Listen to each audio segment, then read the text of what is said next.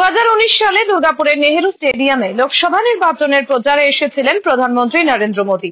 ফের 2026 বিধানসভা নির্বাচনের আগে 18 জুলাই ওই একই মাঠে সভা করতে আসছেন প্রধানমন্ত্রী নরেন্দ্র মোদী।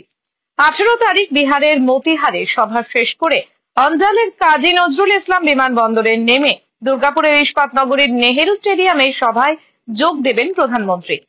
শেষ মুহূর্তের চূড়ান্ত প্রস্তুতি দেখতে দুর্গাপুরে এলেন বিজেপির নবনিযুক্ত রাজ্য সভাপতি শ্রমিক ভট্টাচার্য।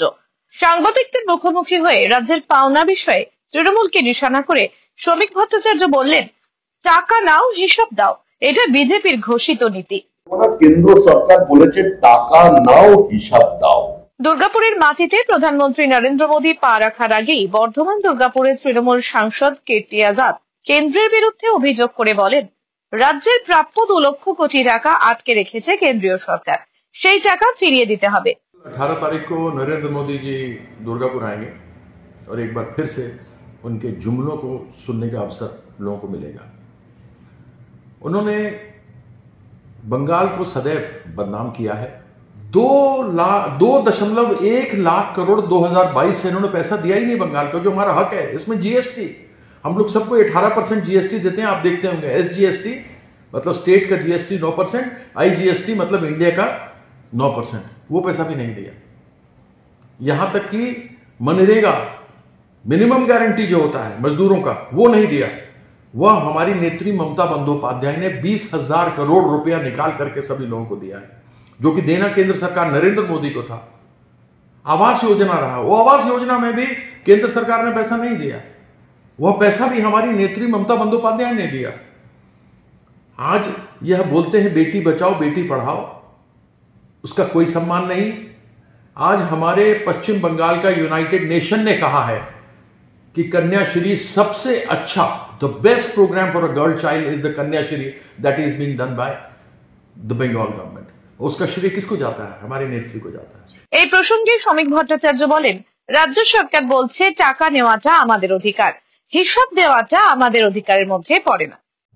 কখনো শুনি 1 কোটি 80 লক্ষ, কখনো 1 কোটি 60 লক্ষ, কখনো 2 কোটি 20 লক্ষ, মানে 200 কোটি, 1000 কোটি, কতকার হিসাবে তো মেলাতে পারছে না কে কি বলে।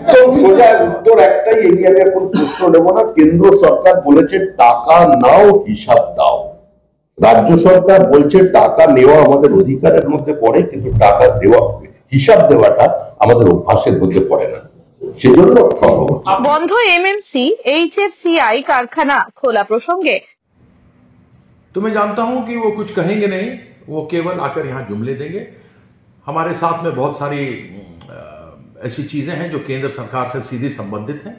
हमने अनेकों बार पार्लियामेंट में भी उठाया, चाहे वह दुर्गापुर फर्टिलाइजर प्लांट जो हमारा था उसको लेकर के रहा हो, हल्दिया को लेकर के रहा हो, जो हमारे साथ में ही है, ये बहुत अच्छे चला करते थे किसी जमाने में।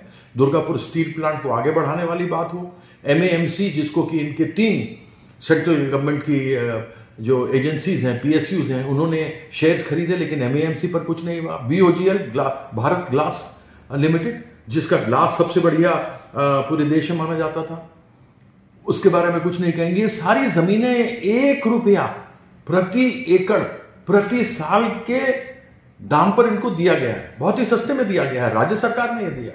বন্ধ এমএমসি এইচএফসিআই कारखाना खोला প্রসঙ্গে শ্রমিক ভট্টাচার্যকে প্রশ্ন করা হলে তিনি বলেন, 1 বছরের মধ্যে দুর্গাপুরের উন্নতি মানুষ দেখতে পাবে। দুর্গাপুরের কেন্দ্রীয় সরকার বিনিয়োগ বাড়াচ্ছে, যে কারখানা বন্ধ হয়ে যাচ্ছে কেন্দ্র রাজ্য সমন্বয়ের মধ্যে পুনর্জীবন হবে। সরকারের সময় আপনাদের একটা মন্ত্রিত্ব তৈরি হয়েছিল আলাদা, ডিস ইনভেস্টমেন্ট মিনিস্ট্রি, বিলগ্নীকরণ মন্ত্রক। সেই সময় দুর্গাপুরের এমএমসি সহ সমস্ত ভারী শিল্প বন্ধ হয়েছিল। মমতা বন্দ্যোপাধ্যায় তখন আপনাদের ক্যাবিনেটের একজন অংশ ছিলেন, তিনি একটি ফ্যাক্স দেখিয়েছিলেন যে অটল বিহারী বাজপেয়ী এই ফ্যাক্সটাকে পাঠিয়েছেন, এমএমসি কারখানা খোলা হবে। তারপর আজও দুর্গাপুর সেই আশায় বসে আছে, এমএমসি খোলা হবে, ফার্টিলাইজার খোলা হবে। আপনি নিশ্চিন্তে থাকুন, 1 বছরের মধ্যে দুর্গাপুরের অন্য চেহারা আপনারা দেখতে পাবেন। দুর্গাপুরের কেন্দ্রীয় সরকার বিনিয়োগ বাড়াচ্ছে, যে কারখানা বন্ধ হয়ে গেছে সেটা আধুনিকীকরণের মধ্যে দিয়ে, কেন্দ্র রাজ্য সমন্বয়ের মধ্যে দিয়ে এখানের কারখানার পুনরুজ্জীবন হবে। পশ্চিমবঙ্গের শিল্পায়নের সূচনাই হবে দুর্গাপুর থেকে। এই দুর্গাপুরই পথ দেখাবে।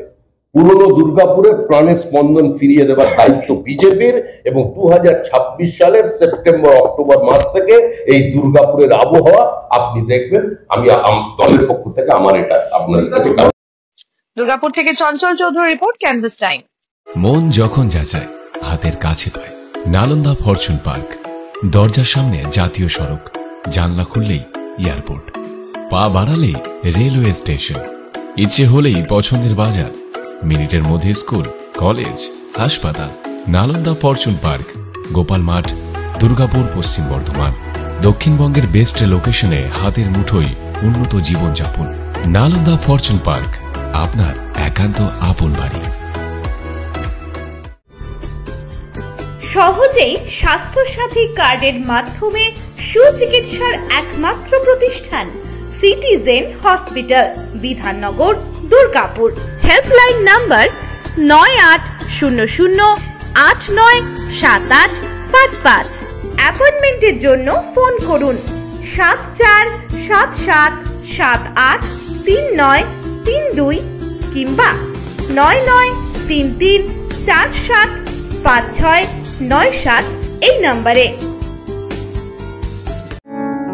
প্রিয়জনের অসুস্থতায় দিশাহীন, চিকিৎসার সঠিক দিশা পেতে ফোন করুন 7477716138, 7477717139 এই নম্বরে। শহর দুর্গাপুরে চিকিৎসার নতুন দিশা life care hospital. Life care takes care of your health. প্রবীণদের জন্য রয়েছে বিশেষ ছাড়।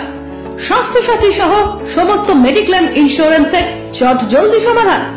অভিজ্ঞ চিকিৎসক মন্ডলীর দ্বারা সঠিক রোগের নির্ধারণ ও চিকিৎসা। সিটি সেন্টারে ডক্টরস কলোনির পাশেই বর্তমানে শহরের চিকিৎসার অন্যতম epicentre life care hospital, passion for care and cure.